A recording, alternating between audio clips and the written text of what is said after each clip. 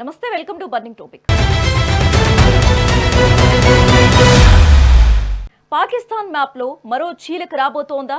1971 నాటి బంగ్లాదేశ్ విముక్తి పోరాట దృశ్యాలు మళ్లీ పునరావృతం కాబోతున్నాయా? అవునని అంటున్నాయి బలూచిస్తాన్ నుంచి వస్తున్న తాజా వార్తలు. ఏప్రిల్ 25 నుంచి మే 4 వరకు కేవలం 10 రోజుల్లోనే బలూచ్ లిబరేషన్ ఆర్మీ పాక్ సేనల గుండెల్లో నిద్రపోయింది. గెరిల్లా దాడులతో గ్వాదర్ నుంచి కలాత్ వరకు బాంబుల మూత మోగిస్తోంది. ఇరాన్, ఆఫ్ఘాన్ సరిహద్దుల్లో మండుతున్న ఈ నిప్పు కణికలు ఇస్లామాబాద్ పీఠాన్ని ఎలా వణికిస్తున్నాయి? చైనా పాక్ ఎకనామిక్ కారిడార్ పై ఈ తిరుగుబాటు ప్రభావం ఏంటి?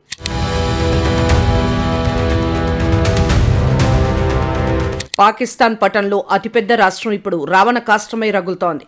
బలూచ్ గెరిల్లాలు స్వతంత్ర నినాదంతో పాక్ ఐక్యతకు సవాల్ విసురుతున్నారు. ఏప్రిల్ 25 నుంచి మే 4 వరకు జరిగిన వరుస దాడులు ఇస్లామాబాద్ను వణికించాయి. గ్వాడర్ పోర్టు నుంచి పస్నీ బేస్ వరకు ప్రతి అడుగులోనూ ప్రమాదం పొంచి ఉంది. ఇరాన్, ఆఫ్ఘనిస్తాన్ సరిహద్దుల్లోని ఈ వ్యూహాత్మక ప్రాంతం విడిపోతే పాక్ ఆర్థిక పునాదులు కుప్పకూలడం ఖాయం. పంజాబీ నాయకత్వానికి వ్యతిరేకంగా బలూచ్ వీరులు తుపాకులు చేతపట్టారు. చాప కింద నీరులా విస్తరిస్తున్న ఈ తిరుగుబాటును అణచడం సైన్యానికి సాధ్యం కావడం లేదు.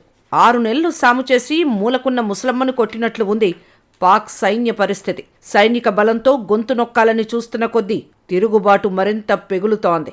బలూచిస్తాన్ విడిపోతే పాకిస్తాన్ మనుగడే ప్రశ్నార్థకమవుతోంది.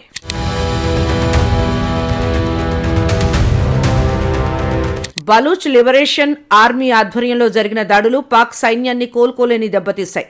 టెలికాం టవర్ల నుంచి మిలిటరీ క్యాంపుల వరకు ప్రతిదీ లక్ష్యంగా మారింది. 11 చోట్ల జరిగిన గెరిల్లా దాడుల్లో భారీ ఆస్తి నష్టం సంభవించింది. ఐఈడీ పేలుళ్లకు 11 మంది సైనికులు ప్రాణాలు కోల్పోగా 3 కీలక అధికారులు బందీలుగా చిక్కారు. పంచ్గూర్ మెయిన్ రోడ్డును 2 రోజుల పాటు దిగ్బంధించి తమ సత్తా చాటారు. సంపద తరలిస్తున్న ట్రక్కులను అగ్నికి ఆహుతి చేస్తూ బలూచ్లు నిరసన తెలుపుతున్నారు. అమ్మ పెట్టదు, అడుక్కు తిన్నివ్వదు అన్నట్లుగా ఉంది పాక్ వ్యవహారం. ఇటు వనరులను దోచుకుంటూ అటు ప్రజల ప్రాణాలను తీస్తూ రక్తం పారిస్తోంది. గ్రెనేడ్లు, తుపాకుల మోత్తో దల్బందీ, కళాత్ ప్రాంతాలు దద్దరిల్లిపోతున్నాయి. చండీ, లోడీలో జరిగిన ఘర్షణలు తీవ్రతకు అద్దం పడుతున్నాయి.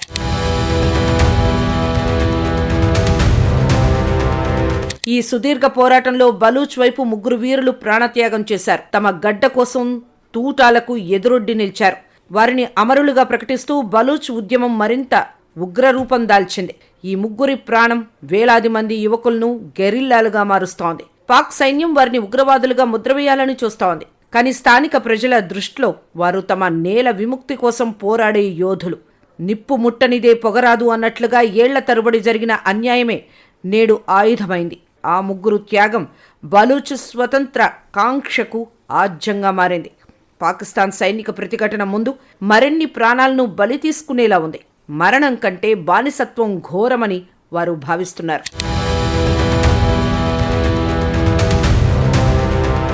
తిరుగుబాటును అణచడానికి పాకిస్తాన్ సైన్యం అనుసరిస్తున్న తీరు వివాదాస్పదంగా ఉంది. అదనపు బలగాలను మోహరిస్తూనే పఠాన్ సైనికులను బలిపశువులను చేస్తోంది. పోరాడండి లేదా చావండి అనే కఠినమైన ఆదేశాలతో వారిని సరిహద్దుల్లోకి నెడుతోంది. గెరిల్లాల చేతిలో చిక్కిన ఇంటెలిజెన్స్ అధికారుల విడుదలకు ఎటువంటి ప్రయత్నాలు జరగడం లేదు. సొంత సైనికుల ప్రాణాల కంటే బలూచిస్తాన్ ఆధిపత్యమే ఇస్లామాబాద్కు ముఖ్యం. సైనికుల సెలవులు రద్దు చేసి యుద్ధ వాతావరణాన్ని సృష్టించారు. సొమ్మొక్కడిది సోకొక్కడిది అన్నట్లు పంజాబీ పాలకులు సురక్షితంగా ఉంటూ పఠాన్లను చంపుతున్నారు. ఆయుధాలు స్వాధీనం చేసుకున్నామని చెబుతున్నా పరిస్థితులు అదుపులోకి రావడం లేదు. అంతర్గత కలహాలతో పాక్ సైన్యం రోజురోజుకు బలహీనపడుతోంది.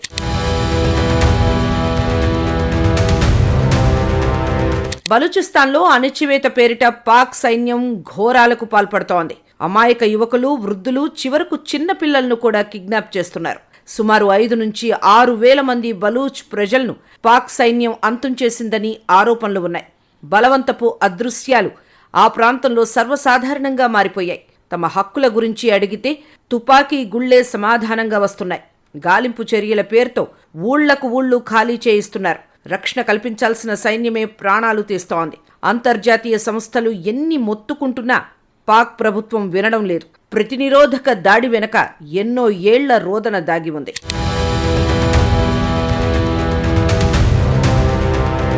బలూచిస్తాన్ గ్యాస్ ఖనిజ సంపదకు నిలయం. కానీ ఆ సంపద బలూచ్ ప్రజలకు దక్కడం లేదు. పంజాబ్ ప్రావిన్స్లోని నాయకులు ఈ వనరులను ఇష్టారాజ్యంగా దోచుకుంటున్నారు. చైనా పాకిస్తాన్ ఎకనామిక్ కారిడార్ పేరుతో చైనా ఇక్కడ తిష్టవేసింది. తమ భూములను విదేశాలకు కట్టబెట్టడంపై బలూచ్ ప్రజలు తీవ్ర ఆగ్రహంతో ఉన్నారు. అభివృద్ధి పేరుతో జరుగుతున్న ఈ దోపిడీ తిరుగుబాటుకు ప్రధాన కారణమైంది. చైనా ప్రాజెక్టుల రక్షణ కోసం పాక్ సైన్యం స్థానికులను వేధిస్తోంది. పెనం మీద నుంచి పొయ్యిలో పడ్డట్టు పాక్ దోపిడీ నుంచి చైనా ఆక్రమణలోకి వెళ్తున్నామని వారు ఆవేదన చెందుతున్నారు. సొంత గడ్డపై తమను అనాథలుగా మార్చటంపై పోరు తీవ్రమవుతోంది. అందుకే సిపిఈసికి వ్యతిరేకంగా దాడులు పెరిగాయి.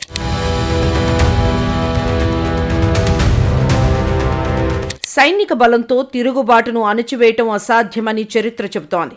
పాకిస్తాన్ అణిచివేత చర్యలు బలూచిస్తాన్ను దేశానికి మరింత దూరం చేస్తున్నాయి. గెరిల్లా దాడులకు పరిష్కారం తుపాకులు కావు, రాజకీయ చర్యలు మాత్రమే. బలూచ్ ప్రజల మనోభావాలను గౌరవించని పక్షంలో వినాశనం తప్పదు. సైన్యం అరాచకాలు పెరిగే కొద్దీ ప్రజల్లో ద్వేషం పెరిగిపోతోంది. మొండి వైఖరిని వీడి సమస్యను పరిష్కరించకపోతే పాక్ తీవ్ర మూల్యం చెల్లించుకుంటుంది. రాజకీయ శూన్యతను పూరించటానికి జెన్యూన్ చర్యలు ప్రారంభించాలి. లేని పక్షంలో అంతర్గత యుద్ధం దేశాన్ని అతలాకుతలం చేస్తోంది. అధికారం కోసం అణచివేతను ఎంచుకోవడం ఆత్మహత్య సదృశ్యం కానుంది.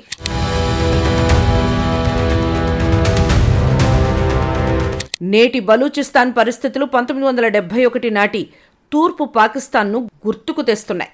అదే రకమైన దోపిడీ, అదే రకమైన అణిచివేత ఇప్పుడు పునరావృతమవుతోంది. అంతర్జాతీయ సమాజం ఈ మానవ హక్కుల ఉల్లంఘనలను వెంటనే అడ్డుకోవాలి.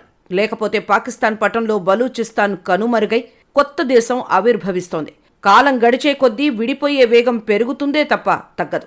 చరిత్ర పాఠాలను నేర్చుకోకపోతే వినాశనాలే విపరీత బుద్ధి అన్నట్లుగా పాక్ సర్వనాశనం అవుతోంది. ఇంకో బంగ్లాదేశ్లా బలూచిస్తాన్ విడిపోకుండా ఉండాలంటే ఇప్పుడైనా స్పందించాలి. స్వేచ్ఛా పోరాటం ఎప్పుడూ ఓడిపోదని పాక్ గ్రహించాల్సి ఉంది. బలూచ్ రక్తం పాకిస్తాన్ పునాదులను కదలిస్తోంది.